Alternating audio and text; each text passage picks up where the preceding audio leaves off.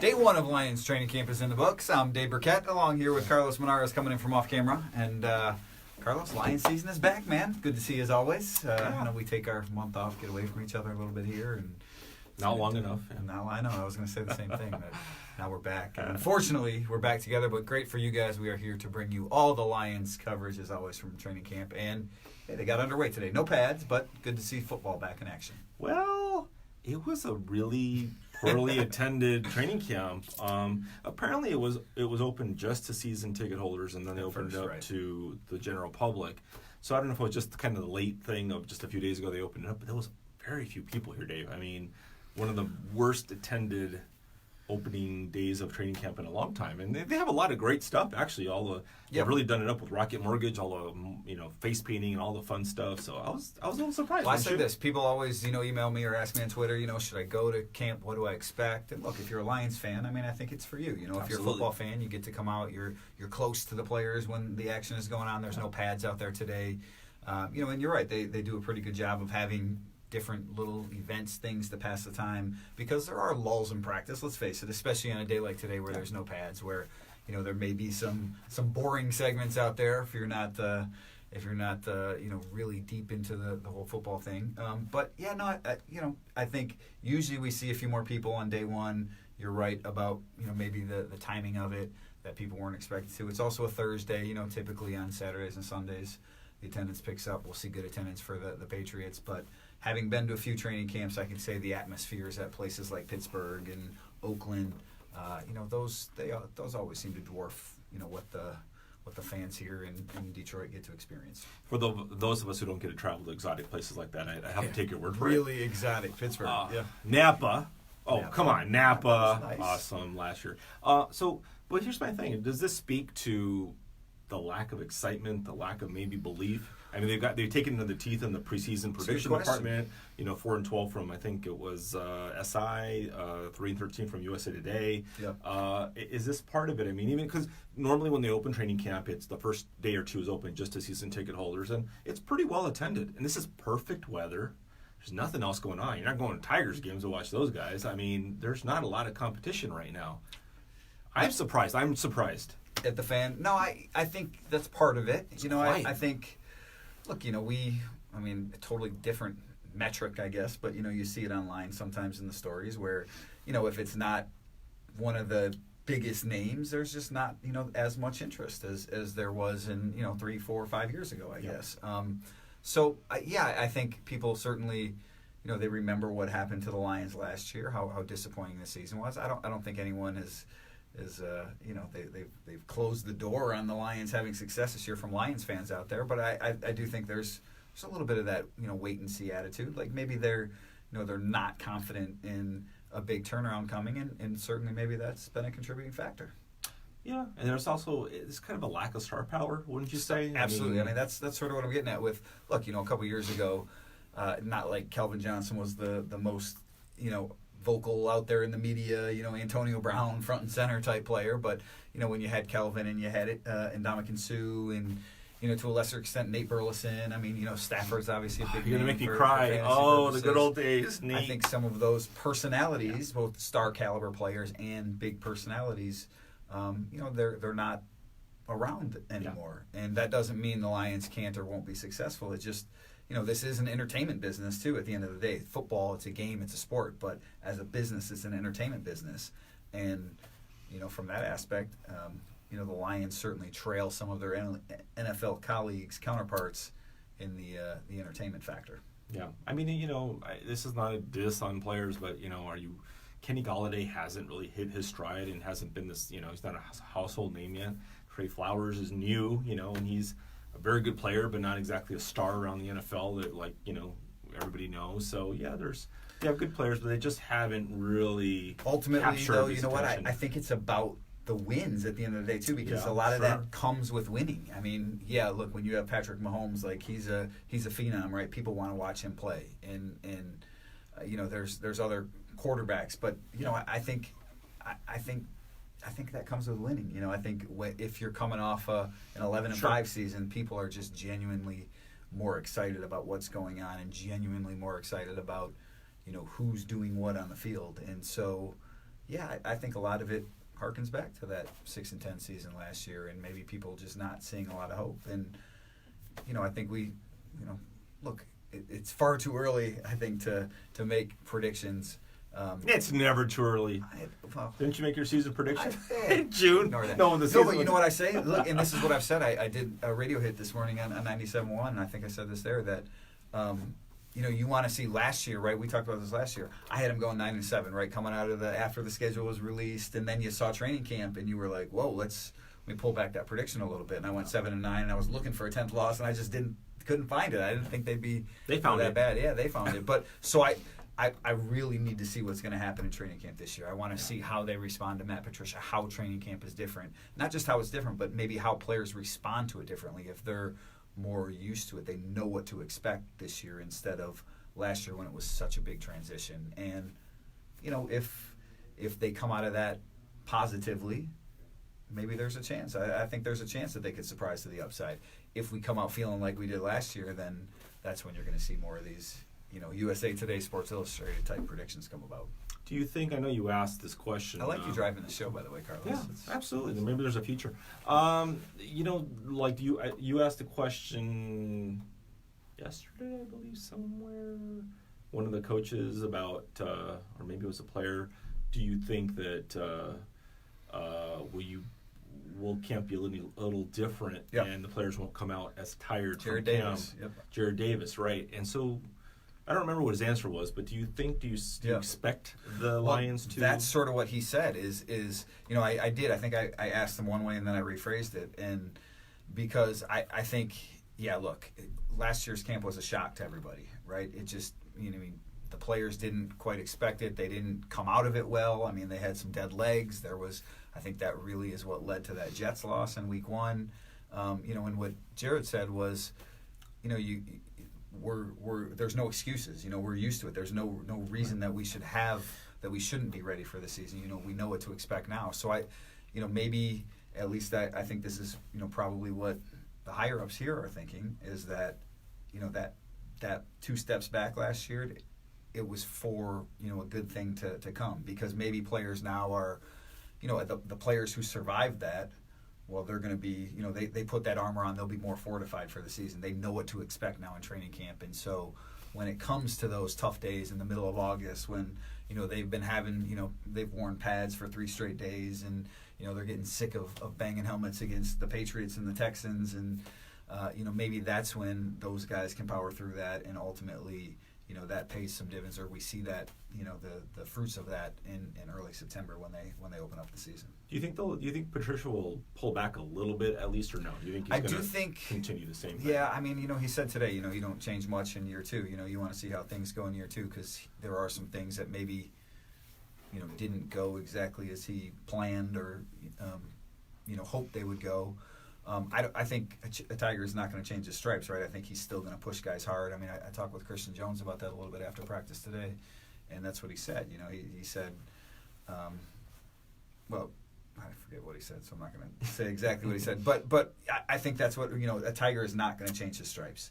And so I think it's more about the players that they bring in adjusting to him. But having said that, now, Patricia said this spring that he talked to some of the leaders on the team. So I think there are small little tweaks, whether it's to the schedule, the amount of free time, whatever happens on a back-to-back day. I mean, I think maybe there will be small tweaks that we don't even know about that happen behind closed doors that maybe some of those leaders said, hey, if you could pump the brakes on this a little bit, when we get to the middle of training camp, if you could do this different.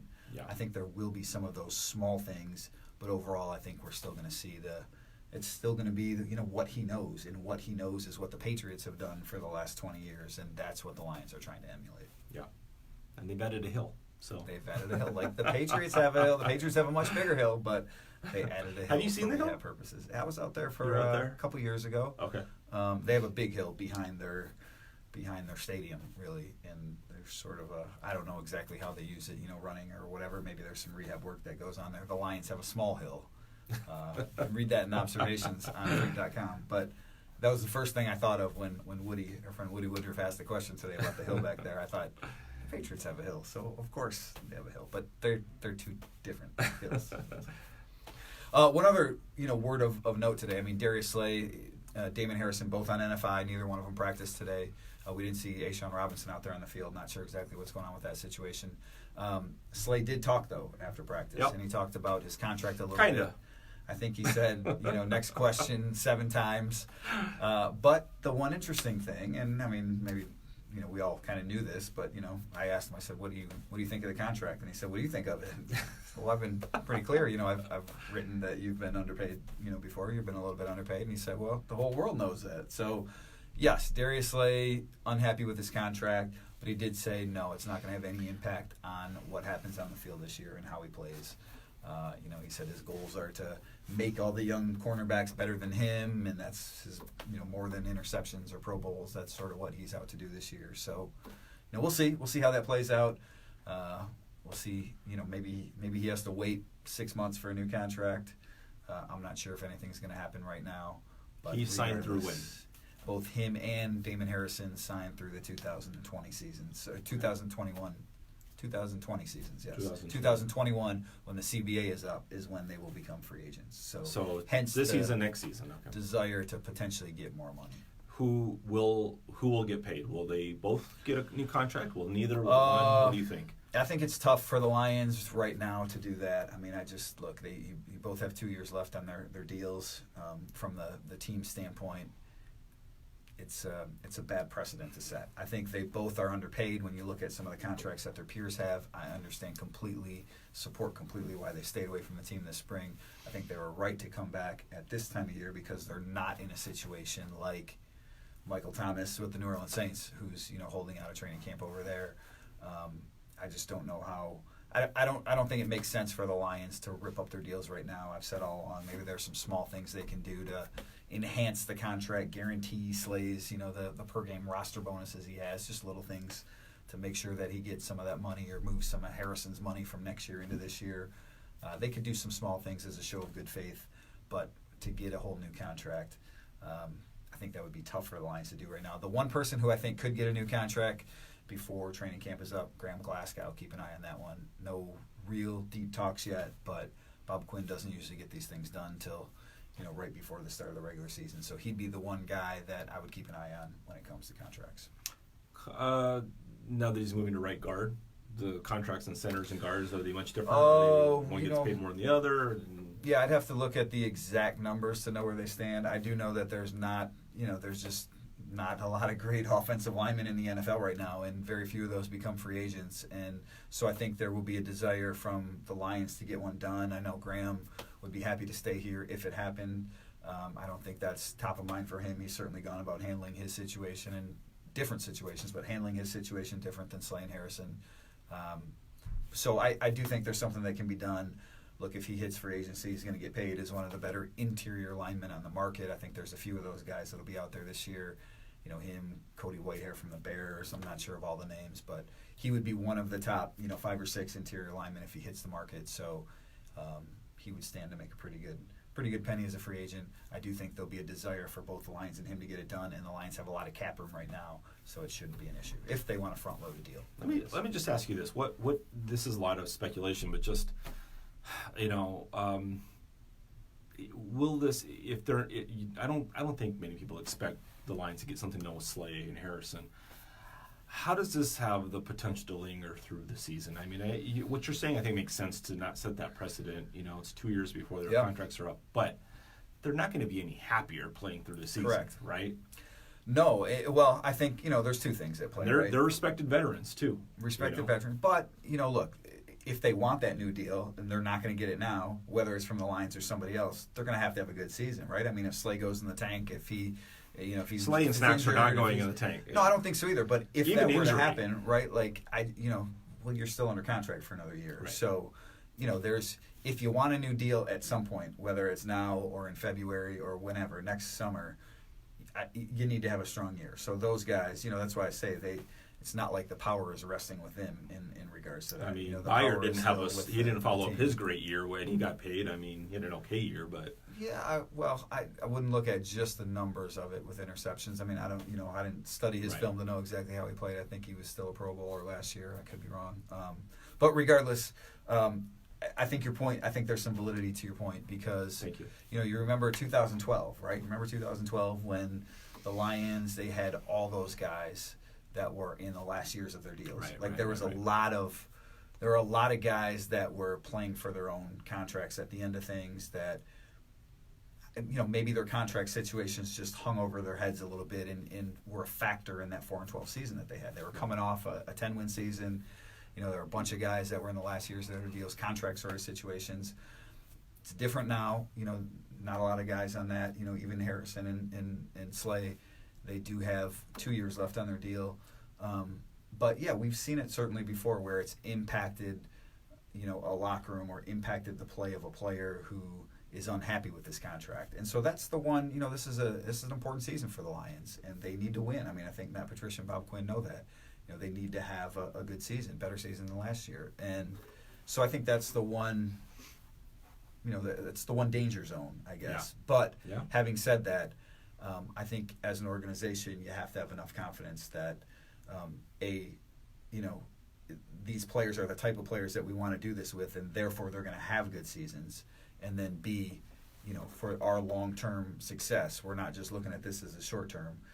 We can't give in to players right now and just rip up deals with 2 years left because, let's say we have some success and we keep this thing going, well, that's just going to cause more problems down the road. So I don't think it would be right from the organization standpoint. I think it would be a bad precedent to set to tear up deals and give guys contracts with 2 years left. Just the only devil's advocate thing I'd play here is those guys are elite players. I mean, they're among the best in the NFL at their positions, If you're gonna, I would say in most cases it doesn't make sense. If you're, let's just say you're Jared Davis or something, right?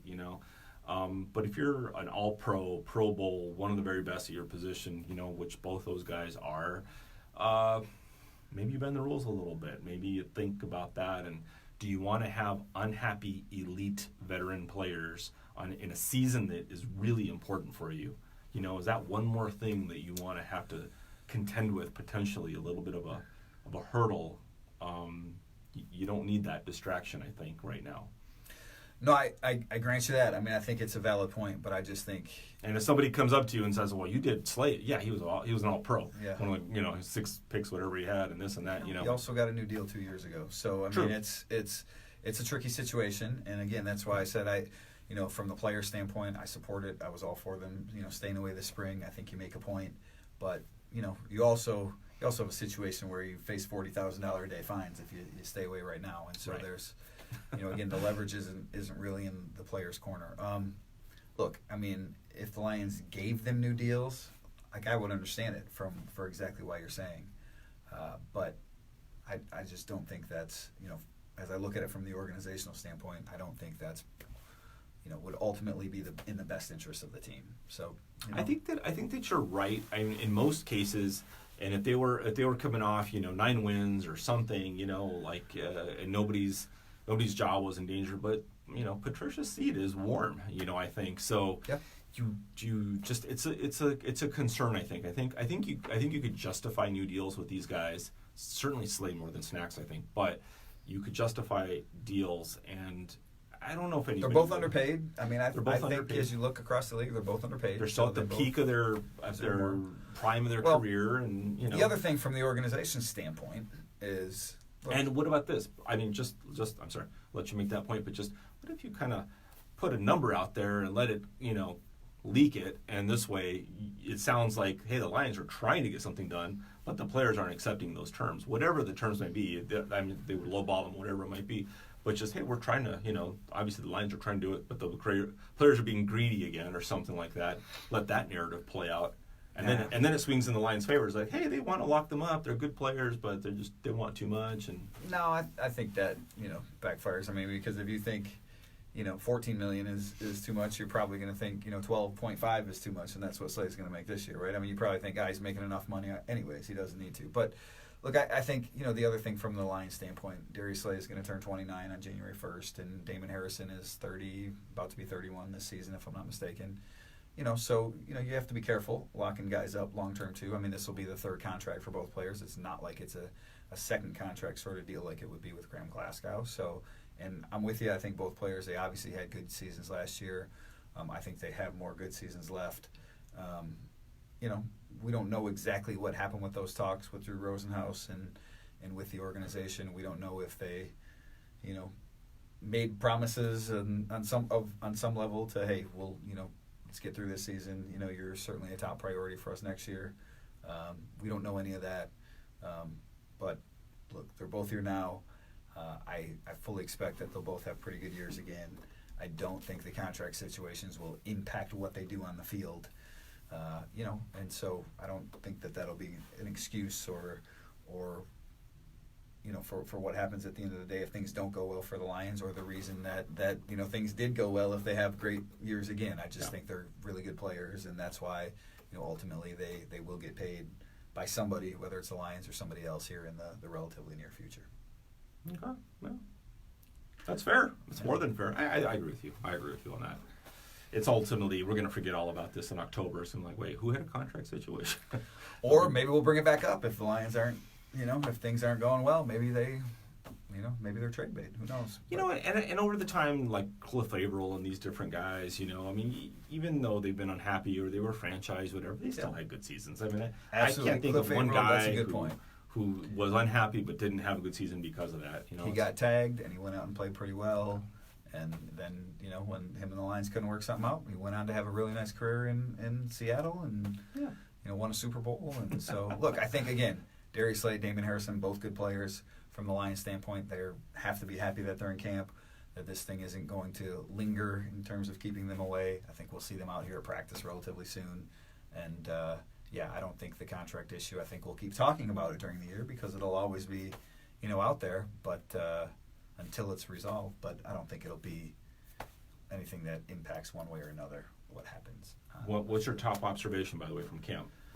You guys love his observations, so do you have one top one something that stood out? No, not really. Coming on today. Freak.com. No, not really today. Saturday will be the big first observations because that's the first one in practice. I mean, I was actually toying in my head a little bit before we came to shoot this with what to write for the observations and whether I should talk about Patricia in year 2 of camp and some of that stuff up top. I mean, look, Marvin Jones had a nice catch today. Kenny Galladay, it was good to see them back on the field. They didn't. A lot of it was, they didn't do a lot of team drills today. There's no pads, so you can't really tell. I thought there was one player that I would have loved to have seen the collision, C.J. Anderson, who you can just tell him he's a big dude out there, coming through the hole, one of their little goal line rushing drills. Tracy Walker was coming up. It would have been a big-time collision. I would have liked to see who would have won that because Tracy Walker is going to play a big role on this team this fall, and he showed well last year, and it was not to be because they were not in pads. But maybe Wednesday we'll see something like that, or maybe Saturday. We'll see something like that happen. So, the observations will be a little tamer today than they will this weekend. Got to ease into the season. Ease into camp. We're back at camp. That'll do it for us. Absolutely. I'm going to let you wrap it up. All right. For Carlos Monarrez, I'm Dave Birkett. Keep it here on Freak.com.